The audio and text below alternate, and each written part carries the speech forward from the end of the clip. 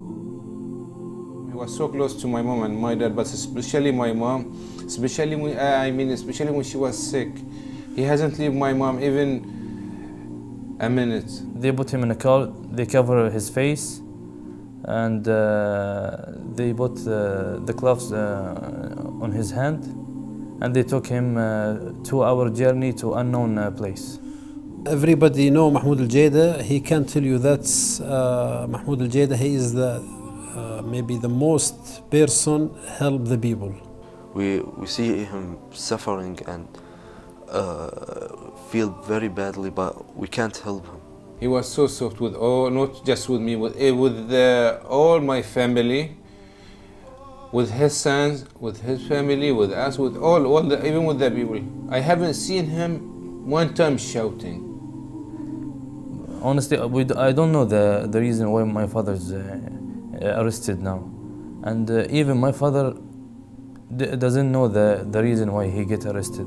You can hear people are screaming all around you from the other rooms, so you know what you're gonna face is too much, because these people are not screaming from nothing. They threaten him by cutting his tongue, and they say to him, "Don't worry, if you're gonna die, we have place to put you on after you die." We're here investigating and working on the case of a particularly important individual. His name is Dr Mahmoud Al-Jaidah. He's a Qatari national who's been detained and held without charge or trial in torturous conditions in the United Arab Emirates.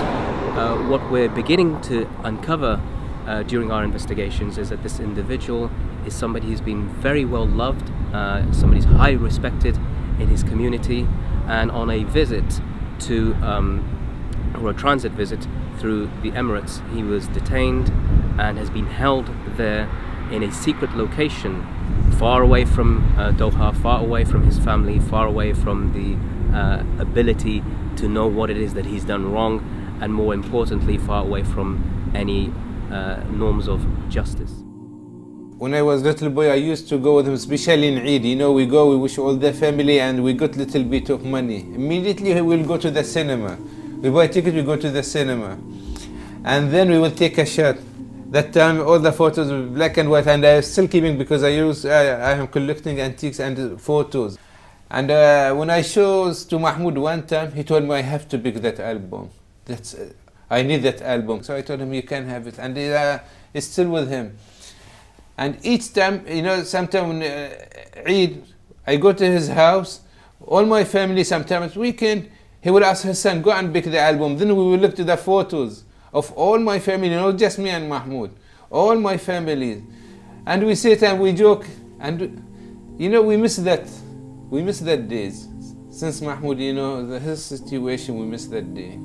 Now it's been 198 days for my father in Emirates, and still they're saying they are investigating the case. Last time I saw Mahmoud is about 8 months ago, and he said bye to me. He want to go to Thailand because one of my brother medication. So he wanted, and he called me while he was in Thailand. He told me, I am coming in this day and this time.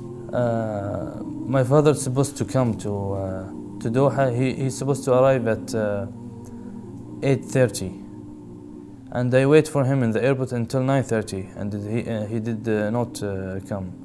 Immediately we call the immigration. They said, no, we don't have his name. He hasn't come to Dubai. Then we said no, because the flight connection, they said it's like this, like they said no, he's not in Dubai. They deny that they stopped him. And they said, we don't see him, we don't know anything about him. 2 days they keep on saying that.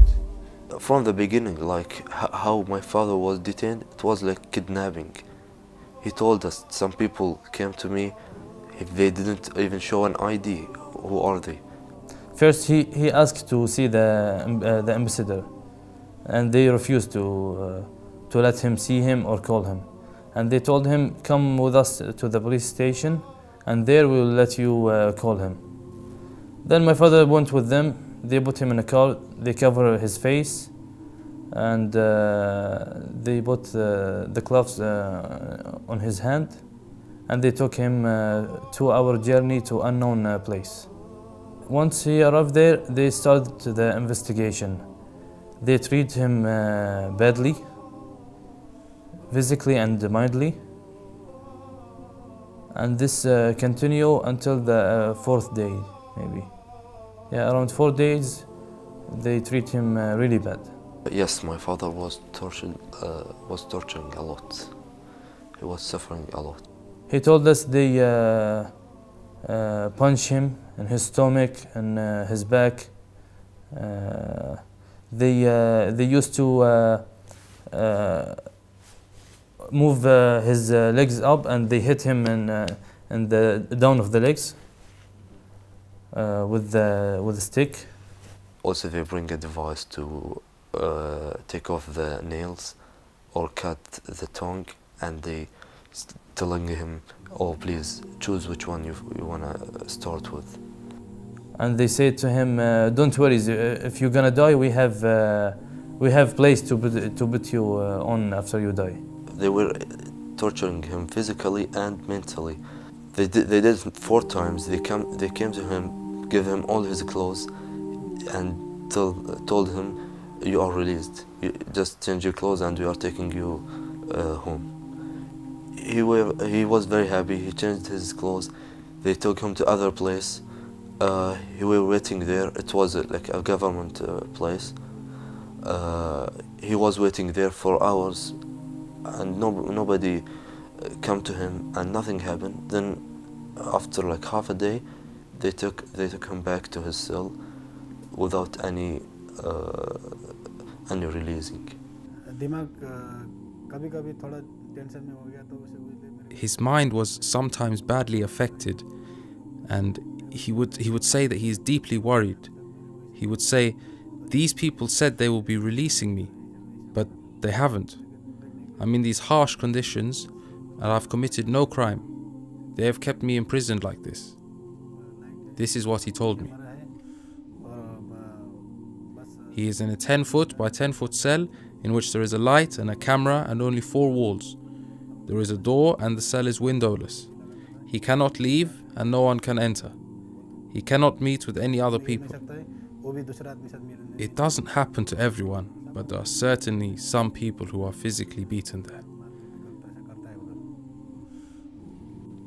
The prison guard revealed to us that torture in fact does take place in the United Arab Emirates. But what we've also learnt quite exclusively from him is the place, the actual location of where Dr Mahmoud Al-Jaidah and others are being held in solitary confinement and in torturous conditions. The location of the prison is in Abu Dhabi, next to Sheikh Zayed Hospital. It is right in front of the Qatari embassy. You wouldn't expect it, a place like Abu Dhabi, which has all the iconic images of its position as the commercial capital of the United Arab Emirates. But in fact, what we've managed to discover very clearly is that deep inside the diplomatic enclave, right next to a hospital, is this secret detention site where Dr Mahmoud Al-Jaidah and others are being held without charge or trial in windowless cells where they have been subjected to torture and cruel, inhuman and degrading treatment. And in a stark irony, what we've discovered is that the detention center where Dr Mahmoud Al-Jaidah is held is a stone's throw away from the Qatari embassy.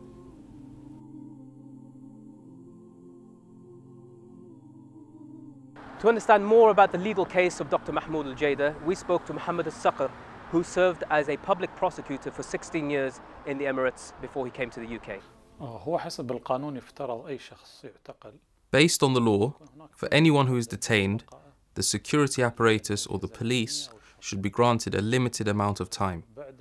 The case should then be referred to the prosecution so that they may decide if a criminal case can be made based on the evidence.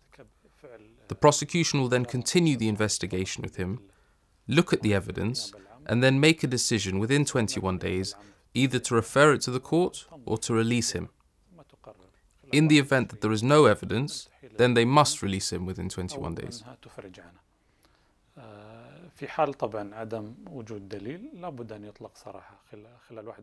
If the prosecution requires additional time after the 21 days to search and investigate, then it must refer the case to the courts.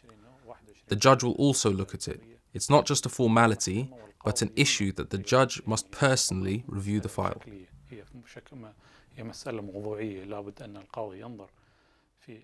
He is obliged to look at the case properly and that he should not be, for example, affected by security apparatuses.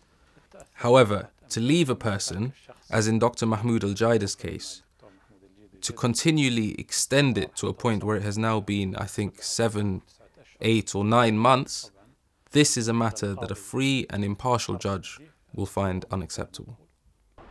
It's bizarre, but it's true. We're standing here outside the Emirati embassy in London, along with the son of Dr Mahmoud Al-Jaidah, Hassan Al-Jaidah, who is a student here in the United Kingdom of Great Britain. We have managed to uncover in this journey the fact that Mahmoud Al-Jaidah has been tortured from eyewitness testimony. We also know very clearly the location where he's held, and outside here at the Emirati embassy, where we have made representations and requests to the Emiratis to let us know what's been going on in the case. To no avail thus far. We might end our story here, but the campaign for him continues. The campaign for Dr Mahmoud Al-Jaidah continues, and we ask everybody here to get involved who cares for human rights and cares for the case of the tortured man held in an Emirati dungeon.